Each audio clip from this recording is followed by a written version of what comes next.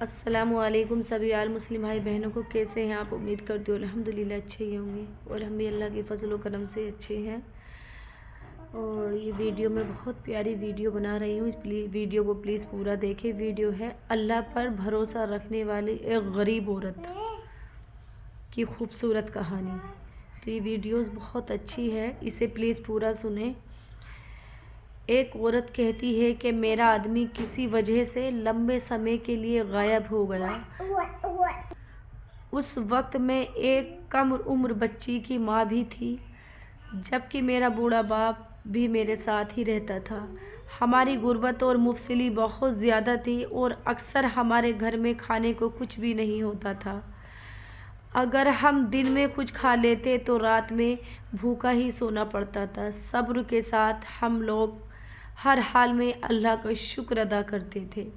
ایک رات تو بھوک اور پیاس نے ہمارا ایسا امتحان لیا کہ اس سے پہلے کبھی بھی نہیں لیا تھا۔ میری بیٹی کو بہت تیز بخار آ گیا تھا۔ بچی کا بخار اتنی تیز تھا کہ میں اور میرے والد اپنی بھوک پیاس بھول گئے تھے۔ ایسی بے بسی اور لاچاری اس سے پہلے کبھی بھی نہیں دیکھی تھی۔ بے قراری جب حد سے زیادہ بڑھ گئی تو مجھے اللہ تعالیٰ کی وہ کال یاد آ گئی کہ بھلا کون بے قرار کی صدا قبول کرتا ہے؟ جب وہ اس سے دعا کرتا ہے تو کون اس کی دعا قبول کرتا ہے؟ جی ہاں، کون ہے جو بھوک، بیماری، دکھ، تکلیف، پریشان، مصیبت کو دور کرتا ہے؟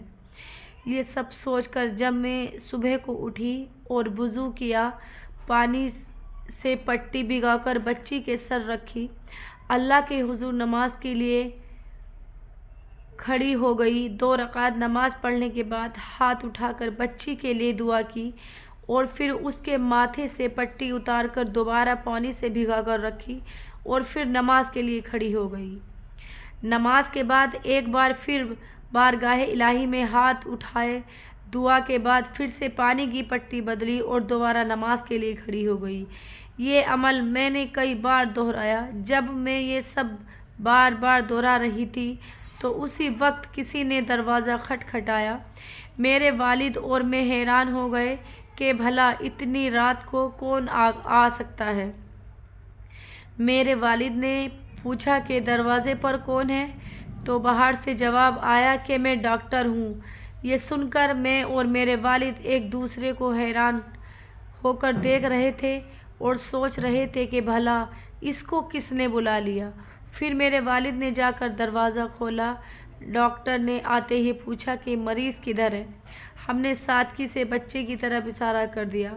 ڈاکٹر نے بچی کو چیک کیا اور پھر کاغذ پر دوا لکھ کر میرے ہاتھ میں رکھتے ہوئے بولا، لائیے میری فیس لائیے، میں اب چلتا ہوں۔ میں نے دھیرے سے ڈاکٹر سے کہا کہ ڈاکٹر صاحب، میرے پاس آپ کو دینے کے لیے پیسے نہیں ہیں، بلکہ ہمارے گھر میں تو کئی دنوں سے کھانا بھی نہیں ہے۔ میرا یہ جواب سنتے ہی ڈاکٹر غصے سے بولا کہ اگر تمہارے پاس مجھے دینے کے لیے پیسے نہیں ہیں تو مجھے آدھی رات کو فون کر کے کیوں بلایا؟ میری نیند کیوں خراب کی؟ تم لوگوں نے ڈاکٹر کے منہ سے ٹیلی فون کی بات سن کر مجھے لگا کہ ڈاکٹر شاید غلطی سے ہمارے گھر میں آ گیا ہے۔ میں نے ہمت کر کے ڈاکٹر کو جواب دیا کہ ڈاکٹر صاحب، ہم نے آپ کو فون کر کے نہیں بلایا، بلکہ ہمارے پاس تو ٹیلی فون ہی نہیں ہے۔ یہ سن کر ڈاکٹر نے مجھ سے پوچھا کہ اچھا، کیا یہ منصور کا گھر نہیں ہے؟ تو میں نے جواب دیا، نہیں ڈاکٹر صاحب، منصور کا گھر تو ہمارے برابر میں ہے۔ یہ سن کر ڈاکٹر تھوڑا خاموش ہوا، پھر ہمارے گھر سے نکل کر ہمارے پڑوسی کے گھر چلا گیا، اور ہم شرمندگی سے خاموش بیٹھے رہے۔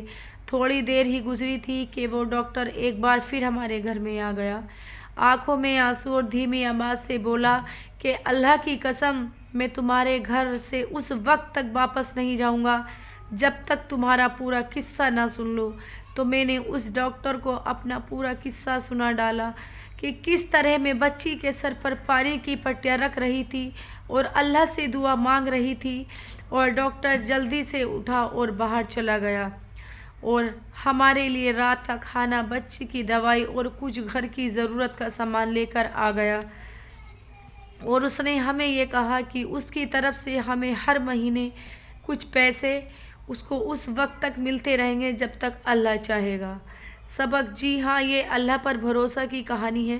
میرے پیارے مسلم بھائی بہنوں، کسی بھی حالات میں ہمیں اللہ پر کسی بھی حالات ہو، ہمیں پھر بھی اللہ پر بھروسہ رکھنا چاہیے۔